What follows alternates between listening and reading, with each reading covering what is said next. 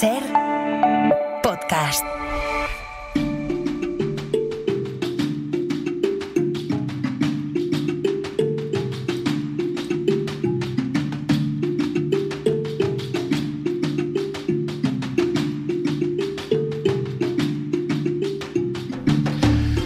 La pasión del ser humano por intentar conocer, descubrir lo ignoto, lo desconocido, le lleva pues a veces a cometer grandes locuras que luego se estabilizan, se normalizan y hace que otras personas sigan sus pasos, ¿no? Esto es lo que sucedió un poco a los primeros españoles cuando llegan a América y se adentran en la selva, pues un lugar, los que conocen la selva, los que conocemos un poquito la selva, igual de agreste que el desierto, ¿eh?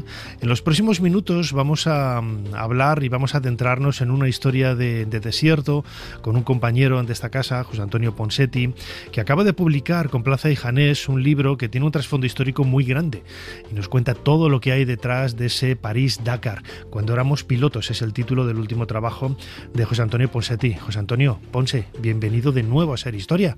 ¿Qué tal estás? ¡Qué felicidad! ¿Cómo va todo, Nacho? Pues muy bien, tenía muchas ganas de hablar contigo sobre esta historia, que lo que decía yo ahora, ¿no? Muchas veces el ser humano va por impulsos, por latidos, por movimientos del corazón, y en este caso el París-Dakar nace a finales de los años 70 pues por la locura y la genialidad de Thierry Sabine, que se perdió y quiso volver al lugar donde lo había pasado tan mal, ¿no? ¡Qué locura! Y es que sobrevive a posiblemente haber podido morir en el desierto. Yo siempre cuento que yo creo que el desierto le dio una segunda oportunidad, porque Sabine, estando ahí perdido después de practicar, de estar disputando un rally que se hacía entonces, que iba hasta la Côte d'Azur, hasta Niza, hasta toda la Costa Azul, pero que cruzaba África. Él promete que si sale vivo de ahí volverá al desierto, pero nunca regresará solo, ¿no? Yo creo que eso al desierto le gustó y le dijo, venga, le vamos a dar una segunda oportunidad. Lo encuentran de milagro. Lawrence de Arabia decía que la grandeza no se logra persiguiendo lo fácil, sino enfrentándose a lo difícil, y realmente es lo que hizo Sabine, ¿no? Uh-huh. Enfrentándose a lo más difícil y buscando una carrera que saliera de París, que llegara al Lago Rosa en Dakar, pero que cruzara desiertos y lugares recónditos de África donde normalmente no pasaba nadie, ¿no? Y así nace en la Navidad del 78, para principios del 79, el París-Dakar, y de ahí surge la semilla de cuando éramos pilotos, ¿no? Porque realmente el libro retrata un poco lo que fueron los años 80, 90 y principios de 2000 en ese Dakar africano, ¿no? En el Dakar de Sabine y de ese grupo de españoles. Bueno, hay una francesa, luego te lo cuento si quieres, uh-huh. Pero realmente ese grupo de españoles que desde 1982, que el primero fue Juan Porcar, deciden que se van a apuntar a esta prueba, que realmente no era una carrera, realmente era una prueba de vida, era un ride, era buscar los límites y conseguir llegar, ¿no?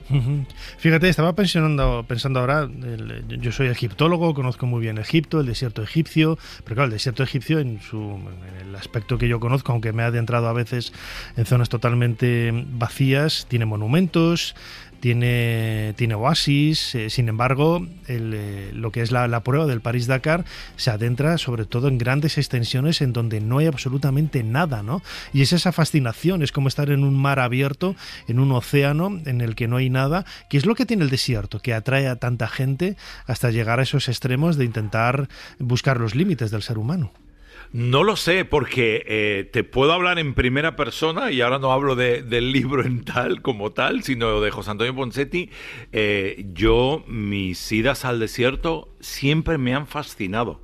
El desierto es algo que te atrapa. Yo no sé si a ti te ha pasado también, uh-huh. Pero y pasar noches en el desierto, que te sientes como un granito de arena en mitad de la nada, es como que te da esa sensación de, o te manda ese mensaje de lo poquita cosa que eres, ¿no? El desierto tiene ese don, ¿no? De fascinarte, pero a la vez decirte, bueno, que sepas que tú aquí, vamos, no eres prácticamente nada o menos que eso, ¿no? Y ahora que decías eso de Egipto, alguno de los años más bonitos del Dakar también pasó por Egipto y también terminó en Egipto. Hubo años que se tuvo que variar el recorrido, ya sabes, el tema de bandidos, de terroristas, ahí había de todo, y hubo años que hubo que cambiar, porque en Egipto se corría el Rally de los Faraones, que era otra de las grandes pruebas que corrían, de los que se preparaban para el Dakar. Uno de los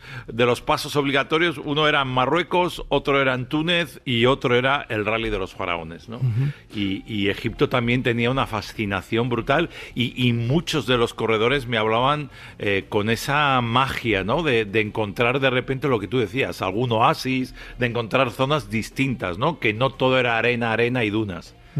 Además, pensemos en tu libro, como decías ahora, pues relatas la experiencia de esos españoles y de otros grupos a partir de la década de 1980. Hoy, quieras o no, pues con tu teléfono celular, con tu móvil, tienes una geolocalización, puedes moverte por muchos sitios, pero en aquella época era mucho más complicado. Te tenías que servir de los pocos rudimentos tecnológicos que había, pero sobre todo por tu intuición y tu saber, tu conocimiento del entorno, de la posición del sol y ese tipo de cosas que en la sociedad actual se han perdido. Sí, no había GPS. Mira, la historia de Juan Porcar, el primero de los nuestros que fue, el primer año él va en moto, va con una Osa, y él me cuenta, claro, cosas obligatorias. Una Osa, es que esa moto es mítica. Claro, porque en España en el 82 no había además motos japonesas. Si querías una moto, una Yamaha, una Honda, tenías que ir a comprártela a Andorra, porque aquí no teníamos. Entonces él coge la mejor moto que hay en aquel momento, que es la Osa, y claro, o cosas obligatorias, le decían, brújulas, mapas, un libro de ruta, pero me decía, bueno, un libro de ruta que te da una referencia cada 100 kilómetros, imagínate. Si te despistas y te mueves ahí. Era una locura, y luego había que llevar un plato de metal y un bote para poder, donde te servían el rancho, porque era lo único que te daban, y era puro rancho, era comida. Dice que se pasó comiendo cuscús durante no sé cuántos días, y te metían el agua o el café caliente por la mañana, el café con leche, el café olé, te lo ponían en una taza que llevabas, metal también. Y, claro, medidas de seguridad, ahora te vas a reír. Su mayor medida de seguridad, llevaban un adhesivo naranja en el casco, en la parte superior del casco, para que si había un helicóptero o un avión cercano, les pudiera ver. Y ya un par de años después, ya les daban una bengala, que solo la podían lanzar en caso de que estuviera cerca el avión o el helicóptero, para que viera la bengala. O sea, imagínate en dónde estamos, a años luz de lo que hoy en día es cualquier tipo de medida de seguridad. Por eso hoy en día sería imposible, porque ya no te pierdes, es imposible perderse en el Dakar, ¿no? Y entonces, claro, Juan me cuenta, dice, tío, uno de los grandes problemas era África, era el agua, y pasábamos hambre y sed, pero era el agua. Y él, en una de las etapas, recuerda que en Argelia se queda sin agua, y de repente dice, bueno, pues yo no puedo seguir sin agua porque me voy a morir. Entonces pasa por un pequeño poblado y ve que hay un pozo en donde beben los locales, mira, el agua es cristalina, transparente, y dice, bueno, pues esta es la mía. Llena la cantimplora, bebe agua, dice, menos mal, todo va bien. Bueno, todo va bien hasta las 4 horas, que empezó a tener unas fiebres terribles, porque obviamente esa agua no estaba bien.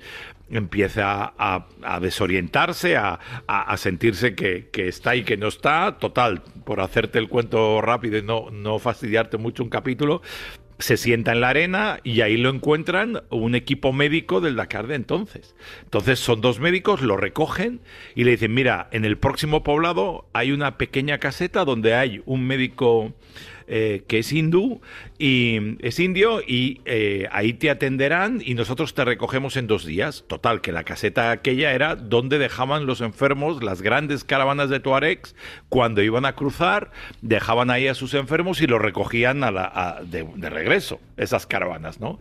Total, que Juan se queda ahí. Él empieza a recuperar un poco la sensación de que es otra vez ser humano, como a los 4 días, y se da cuenta que está en una habitación, que solo hay una habitación ahí, y que está mezclado con otros enfermos, entre ellos leprosos. Y entonces dice, bueno, yo tengo que salir de aquí por varias razones. La primera, porque nadie sabe dónde estoy. La segunda, porque no me van a venir a buscar, porque han pasado 4 días y aquí no ha vivido nadie. Bueno, tuvo la suerte de que no sabe muy bien cómo el ejército estaba recogiendo las motos y los vehículos que se habían ido quedando tirados en el desierto. Y su moto estaba aparcada en la puerta de ese lugar. Entonces el médico le dice, mira, no sé, los militares la han traído hasta aquí, deben saber que estás aquí, que aquí hay un piloto del Dakar y que esta es su moto. Total, que el tío decide que se va y le dice al médico, mira, no estoy bien, pero me voy. Y me dice, ¿pero qué vas a hacer? Porque el Dakar ya está a más de 2.000 kilómetros. O sea, la carrera ya están alejados más de 2.000 kilómetros de donde tú estás ahora. Me dice, no, voy a regresar a España, voy a hacer contradirección con la moto. En la moto solo había un saco de dormir y el pijama. No tenía nada más. En contradirección y voy a intentar llegar a Barcelona. Lo consiguió. Tardó lógicamente, porque luego siguió la historia de Juan, ¿no? Consiguió regresar. Pero claro, eso era el Dakar de entonces, ¿no? Y Juan me decía, yo en el 92, cuando ese año por primera vez utilizamos GPS, mi gran ventaja, me contaba Juan, era que yo sabía orientarme muy bien en el desierto. Yo tenía esa ventaja. Yo no podía competir contra los grandes pilotos que participaban en el Dakar por velocidad de tú a tú, pero sí que lo hacía porque yo no me perdía. Pero en el 92 aparece el GPS y el tipo, en la primera etapa que pone en marcha el GPS y se da cuenta que le lleva el GPS hasta el punto que él quería llegar, dice, bueno, aquí va a llegar todo el mundo, no voy a regresar al Dakar. Y no volvió. O sea, 10 años después, del 82 al 92, estuvo participando y el primer año que aparece la gran tecnología en esa prueba, decide que ya no continúa porque realmente el espíritu del Dakar era el de antes, ¿no? El de la brújula, ¿no? Claro, porque escuchándote el testimonio de este español, José Antonio Ponseti, autor de este libro Cuando éramos pilotos, publicado por Plaza y Janés, uno, claro, reflexiona, ¿no?, sobre la idea de casi de un camino iniciático, como si fuera una suerte de camino de Santiago, ¿no? Que te vas encontrando con diferentes etapas y sobre todo te vas reencontrando a ti mismo. Imaginémonos esos días enteros, horas y horas, sin absolutamente nadie alrededor, bajo la solana del desierto y pensando un poco en esos aspectos más internos, más personales y más humanos, que es lo que hace realmente interesante el camino, ¿no? Sí, muchos de ellos, mira, desde Nani Roma, Isidra Esteva, a Marc Coma, pero a Serviá, a todos los que participaron, que fueron muchísimos, claro, todos me contaban que siempre hay una primera vez que te pierdes, pero no te pierdes solo una vez, te pierdes muchas, y que luego llega el día en que la noche te atrapa y estás en el desierto, perdido y de noche. Entonces, que para ellos eso era un reto absolutamente inexplicable en palabras. Nosotros le hemos intentado poner sentido y contar esas historias. Es que hay que recordar también lo que era el Dakar de entonces, que la gente se perdía durante días. O sea, el hijo de Margaret Thatcher, de la primera ministra británica, participa uno de los años también, en el 82, y se pierde. Va con una piloto francesa y se pierde. La organización no se da cuenta hasta llegar a Gao un par de días después de que le falta un coche. Y entonces Thierry Sabine dice, vaya por Dios, me falta el coche de Mark Thatcher, del hijo de la Thatcher. Buah. Y claro, eso es la revolución. Pregunta en el campamento si alguien ha visto ese coche y un motorista italiano le dice, sí, yo los vi con problemas hace 2 días en el desierto en no sé dónde. Y entonces los franceses, claro, empiezan a buscar al hijo de Margaret Thatcher, mientras Thierry Sabine tiene que llamar a Margaret Thatcher y decirle, oye, ¿es usted la mujer de hierro? Sí, ¿qué tal? Mire, que soy Thierry Sabine, que hemos perdido a su hijo. Y claro, la otra monta la marimorena. Entonces Sabine, muy francés, le dice, no, esto es una prueba francesa, nosotros lo vamos a buscar y lo vamos a encontrar. A los 4 días... no aparece el chaval. Entonces ya Margaret Thatcher, harta de los franceses, llama a Argelia, que era uno de los puntos de paso del convoy del Dakar, y le dice al embajador británico que por favor hable con el presidente argelino, que mande el ejército y a la aviación a buscar a su hijo, y que ella, por su parte, mandará a la RAF, a las fuerzas aéreas británicas, también a buscarlo. A los 6 días lo encuentran bien, el tío se había hecho un toldo ahí, habían racionado el agua, la comida, tenían un transistor, por tanto sabían que les estaban buscando y sabían que poco antes o poco después le encontrarían, pero claro, tardaron 6 días, lo encuentran, el tío además, debía ser un prenda este hijo de mucho cuidado, pide un sándwich y afeitarse y se suben al avión presidencial del presidente de Argelia y lo devuelven a su mamá a las Islas Británicas. Curiosamente, la madre, Margaret Thatcher, empezó a tener problemas porque los británicos empezaron a preguntarse quién había pagado la fiesta del rescate de la criatura. Thatcher mintió, dijo que ella había pagado la millonada que valía eso. Ella sí que había pagado, pero había pagado 2.000 o 3.000 libras, o sea, un chiste. Y empezó a decaer la popularidad de ella en su país precisamente por esta historia, ¿no? Que es curiosa, pero claro, fíjate, 6 días perdidos en el desierto, o sea, eso pasaba, ¿no? Desde luego, son historias realmente que ponen un poco los pelos de punta, ¿no? Pero también, lo que decíamos antes, ese camino iniciático y también esa idea de ir conociendo otras culturas totalmente diferentes a la tuya, ¿no? Hablamos de ese París-Dakar, claro, Dakar es la capital de Senegal, pero bueno, pues se cruzaban un montón de países con culturas, con pensamiento, con lenguas, con tradiciones absolutamente distintas, iban de pueblito en pueblito y eso también enriquecía un poco al piloto.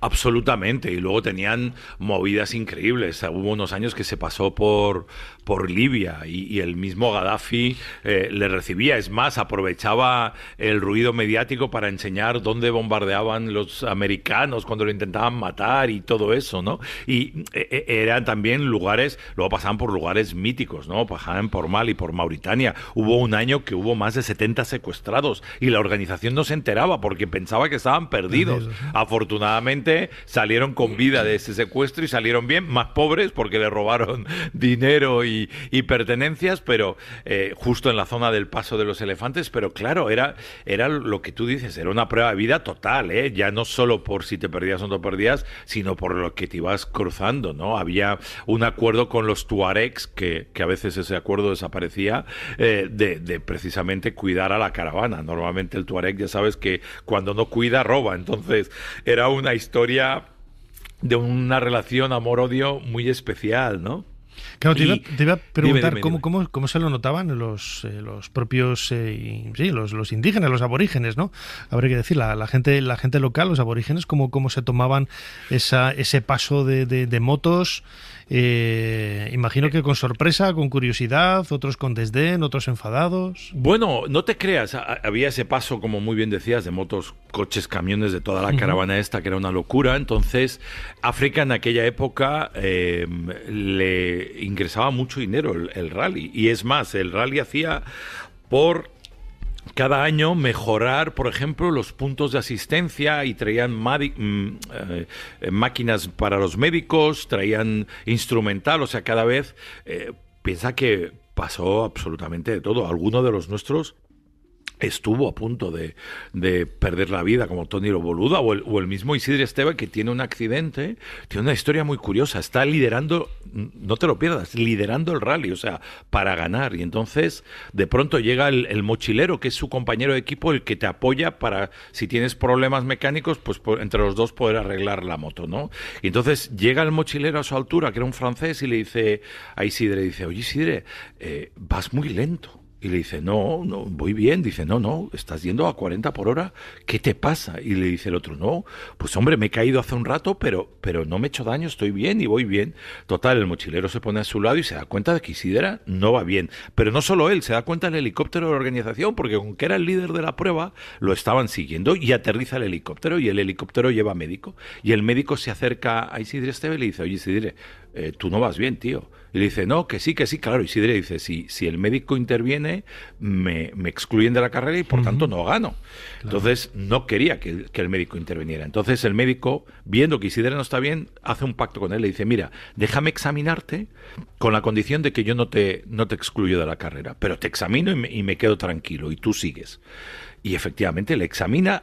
En principio no ve nada, y cuando Isidre se vuelve a subir a la moto, se cae redondo. ¡Pum!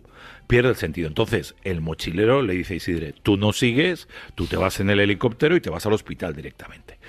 Efectivamente, se lo llevan al hospital y cuando llega al hospital, que solo llega él con el piloto del helicóptero, le hacen en el hospital, gracias a esos equipos que había ido llevando ya el Dakar a distintos hospitales en distintos poblados y en distintas ciudades, se dan cuenta de que está teniendo por dentro, tiene el bazo roto y que está perdiendo mucha sangre internamente y que va a morir si no lo operan. Y entonces me contaba Isidre, que está contado en el libro, cómo ve aparecer a un señor con una bata blanca, lleno de sangre y con todo el instrumental médico enrollado en la bata. ¿Sabes? Como los carniceros que llevan ahí su...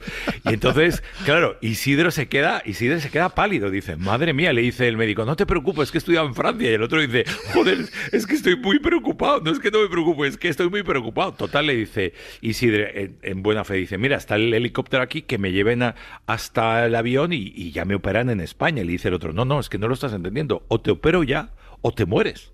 O sea, no hay opción a que hagas absolutamente nada. La historia es que operan a Isidre, el otro muerto de miedo, y que probablemente el piloto, que era francés y que conocía a Isidre, le salvó la vida porque les dejó operar, pero cuando estaban en operación le querían hacer una transfusión de sangre y dijo, no le hagáis transfusión de sangre. ¿Os acordáis que en los años 80 y en los años 90 el tema del SIDA era un tema tremendo en África? Entonces no permitió que hicieran esa transfusión. Y le salvaron la vida a Isidre Esteve. La historia de Isidre Esteve ya sabes que es muy especial porque años después, ya en España, la Vuelta del Dakar, tiene un accidente, se queda en silla de ruedas y a día de hoy compite en el Dakar, pero en coche. Él sigue en silla de ruedas, ¿no? Pues claro, son historias que cuando las escuchas y se los escuchas a ellos, Nacho, te das cuenta que dices, pero estos eran superhéroes, era otro mundo eso, Nacho. Pues no sé si era otro mundo, pero realmente era otra generación muy distinta a las generaciones de ahora. Desde luego que sí. Historias como estas vamos a encontrar a montones, decenas en Cuando éramos pilotos, publicado por Plaza y Janés, de nuestro compañero periodista Juan Antonio Ponseti, que en los últimos minutos nos ha estado ilustrando sobre esta aventura maravillosa del París-Dakar. Ponce, como siempre, muchísimas gracias una vez más por habernos ayudado a hacer un poquito más de historia. Un poquito de gracias es vuestra, más que mía, porque vosotros sois maravillosos y siempre me tratáis fenomenal. Gracias. Para no perderte ningún episodio, síguenos en la aplicación o la web de la SER, Podium Podcast o tu plataforma de audio favorita.